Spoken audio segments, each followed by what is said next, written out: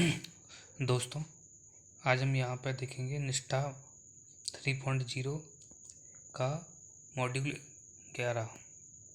उसके आंसर आज हम देखेंगे और आकलन प्रश्नोत्तरी को हल करेंगे और को अच्छे से देखना है जिससे ज़्यादा से ज़्यादा नंबर आ सकें और जिससे आपका सर्टिफिकेट बन सके।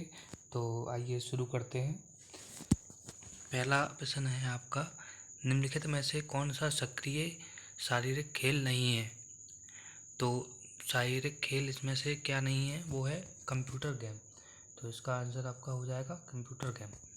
चलिए आगे बढ़ते हैं दूसरे क्वेश्चन की तरफ। अगला क्वेश्चन है आपका, DIY खिलौने बच्चों को किसमें चुनौती नहीं देते?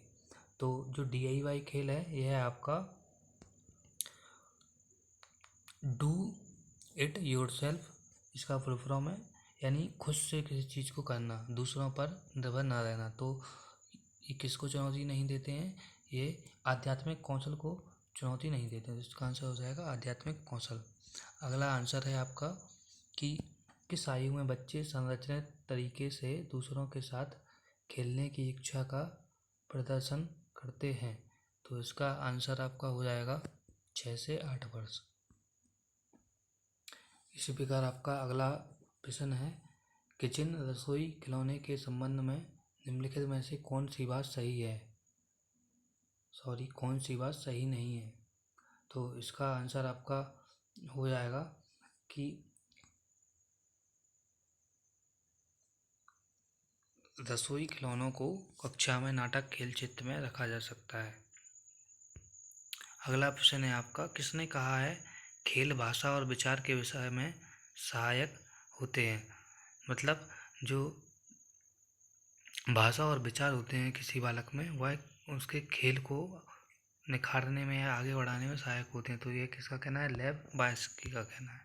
अगला प्रश्न है आपका, कौन से गतिविधि क्षेत्र में किचन सेट रखा जाना चाहिए? तो किचन सेट क्या होता है? ये एक नाटक, बच्चे होते हैं वो नाटक की तरह इसका यूज करते हैं, मतलब एक आपस में नाटक के रूप में। तो इसका हो जाएगा नाटकीय क्षेत्र। अगला प्रश्न है आपका, DIY की फुल फॉर्म क्या है? जैसा कि देखो अभी मैंने बताया था आपको कि इसका फुल फॉर्म होता है डू इट योरसेल्फ, यानी अपने आप से करना। तो इसका आंसर हो जाएगा डी इट योरसेल्फ। अगला प्रश्न है आपका, बुनियादी स्टेज पर एक बालक अनुकूल कक्षा में कौन सी पद्धति का प्रयोग किया जाना चाहिए?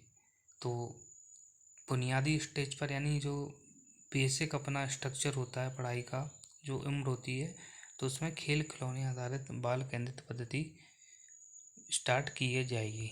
अगला प्रश्न है आपका, छोटे बच्चों की भाषा और संप्रेषण कौशलों को बढ़ावा देने के लिए खिलौने, टेलीफोन और बोलती पुस्तकें के कुछ उदाहरण हैं। मतलब ये टेलीफोन और बोलती पुस्तकें किसका काम करती हैं?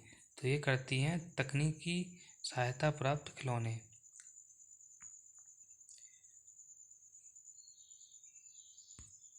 आगे बढ़ते हैं। अगला क्वेश्चन है आपका, खिलौने छोटे बच्चों की किस में सहायता करते हैं? तो छोटे बच्चों की खिलौने किस में सहायता करते हैं? ये उनका संज्ञानात्मक विकास बढ़ाने में करते हैं। तो इसका आंसर हो जाएगा संज्ञानात्मक विकास। अगला प्रश्न है आपका, निम्नलिखित में से पारंपरिक इमारत खिलौना पहचान है। इमारत खिलौना होता है वो होता है जिक्सॉ पजल्स। यह एक मैथ विषय में यूज होती है।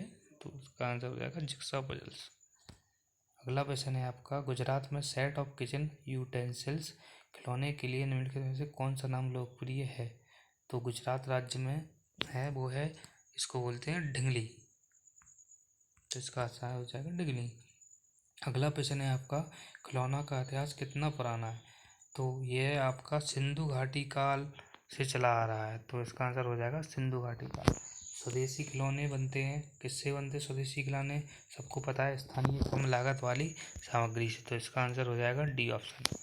स्वदेशी खिलौने बच्चों को किसके साथ संबंध करते हैं? तो सबको पता है, होना ही चाहिए, स्वदेशी खिलौने होती है वो संस्कृति के साथ संबंध करते हैं, हमें संस्कृति से जोड़ते हैं।